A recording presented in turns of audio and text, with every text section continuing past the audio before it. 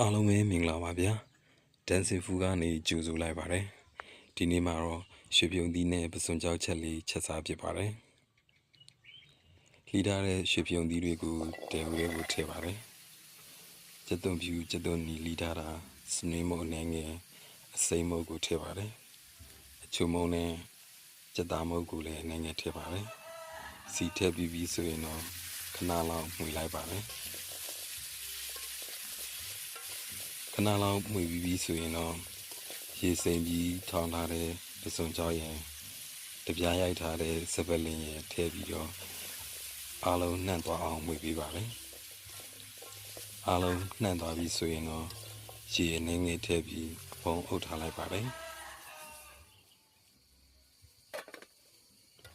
တရေလောက်ခံသွားပြီဆိုရင်တော့ရွှေပြုံသီးတွေအနေငယ်နူလာပါပြီ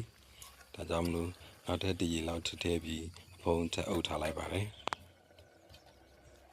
နေလောက်ဆိုရင်တော့ရွှေပြုံသီးတွေနူးညံ့သွားပါပြီအရသာလည်းအဆင်ပြေပြီဆိုရင်တော့ပင်စိမ်းလေးအုပ်လိုက်ပါတယ်ပြီးရင်တော့အဖုံးခဏလောက်ပြန်အုပ်ထားလိုက်ပါတယ်ခုဆိုရင်တော့ရွှေပြုံသီးချက်လေးရပါပြီကြည့်ရှုပေးတဲ့အတွက်အားလုံးကိုကျေးဇူးတင်ပါတယ်ဗျာ